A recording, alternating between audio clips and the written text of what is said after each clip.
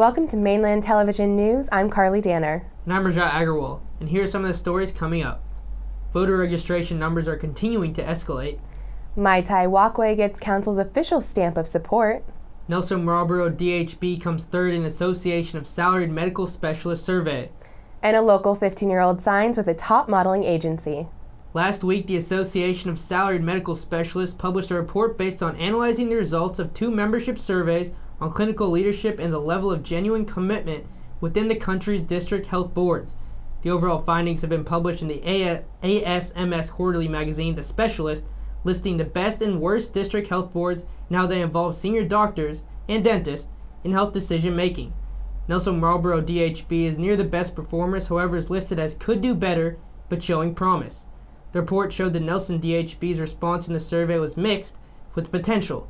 It said this top of the South DHB ranks well relative to others, on the provision of time coming in at 3rd place, but still with 46% responding in the negative. Its overall commitment to distributive clinical leadership plummets to a poor 15th, tempered by about 1/3 of don't knows. The chief's executive commitment is ranked average. His senior management team is ranked higher at 4th, although there is still a little difference when percentages are compared. The surveys were carried out last year, and the overall findings have been reported in the previous issues of the ASMS quarterly magazine, The Specialist. ASMS Executive Director Ian Powell said about the survey that clinical engagement isn't just a nice-to-have idea. It's at the very heart of ensuring that health services are meeting the needs of patients and communities. If senior doctors and other clinical staff are not centrally involved in leadership, decision-making over the design, organization, delivery of health services, and how to resource them, then the risks of compromising the quality of patient care and of financial inefficiency dramatically increase. The latest magazine, Just Out, drills down into these results in more detail, looking at each DHB and how it relates to others. The magazine can be viewed electronically at www.asms.org.nz. One of 2014's biggest mailouts started on Monday as the Electoral Commission launches the campaign to make sure all eligible New Zealanders are ready to take part in the general election happening in just 3 months. At the end of May, Nelson eligible voters rounded out to 96% and the West Coast Tasman at 93%.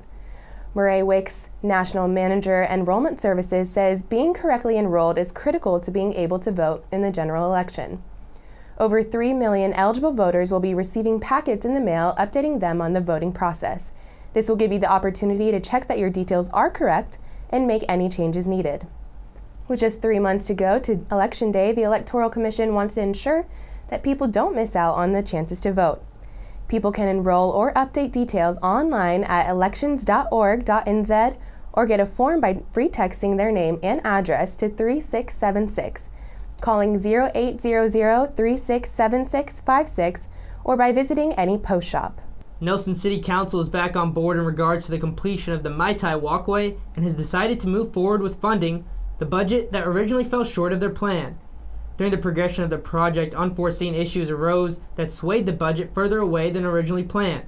Nelson's Mayor Rachel Reese said that the council had visited the site and realized the potential it had for the community.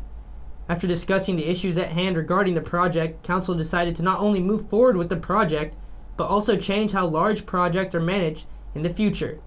The mayor also said that the upgrade is the first stage of redeveloping Rutherford Park, which will continue to undergo more transformations for the community. In recent weeks, there has been an increasing number of cases of vandalism to some of the mountain bike trails that are a feature of Delside Reserve. The reserve is one of the largest in the Tasman district, which stretches from the foothills from the Crop Place to Hill Street and covers over 21 hectares. The vandalism has included the removal of some of the structures and material from the trails, making them a serious safety risk. It is only through good luck that no one has been seriously injured.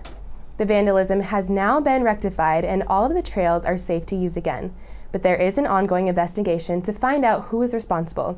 If you have any information, please contact Stephen Richards of TDC on phone 03-543-8400.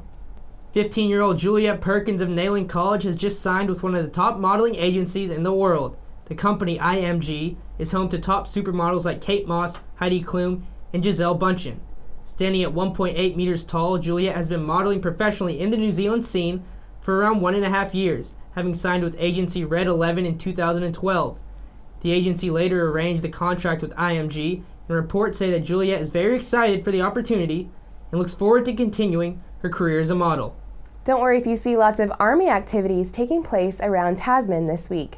The Army are currently conducting an ongoing exercise on Rabbit Island, which began on Monday and will run until 2nd of July. The exercise is taking place in the eastern part of Rabbit Island with up to 25 personnel of 3rd Combat Service Support Battalion from Burnham Military Camp. Training includes services driving vehicles and conducting combat service support tasks in and around Port Taracoa, Nelson, Rabbit Island, West Coast, and Takaka regions. The exercise is also involving the movement of troops, vehicles, and heavy equipment by day and night. Richmond Council has released an advisory to say the gates of Twin Bridges, Bush Reserve, and Firestones Reserve have been closed to protect grassed areas. Parking is still available on graveled areas, and the gates can be unlocked on request. All Tasman District Council sports grounds are closed until further notice. Sports people are asked to check with the club management about practices and game day fixtures.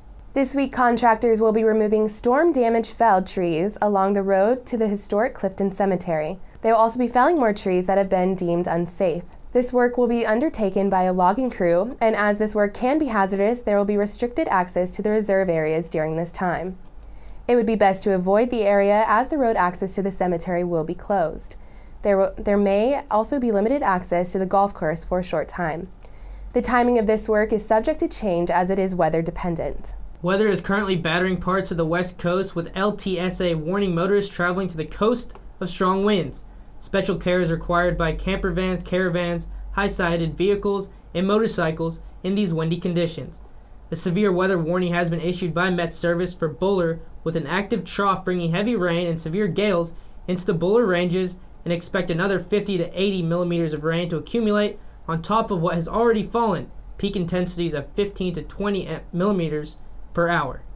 Forecast for Nelson west of Motueka is that rain is expected to be heavy, with an expected rainfall of 60 to 100 millimeters of rain to accumulate in a northerly flow and peak intensities of 15 to 25 millimeters per hour. After the break, we'll bring you the latest weather update from the New Zealand Met Service and some events and happenings coming up from around the region.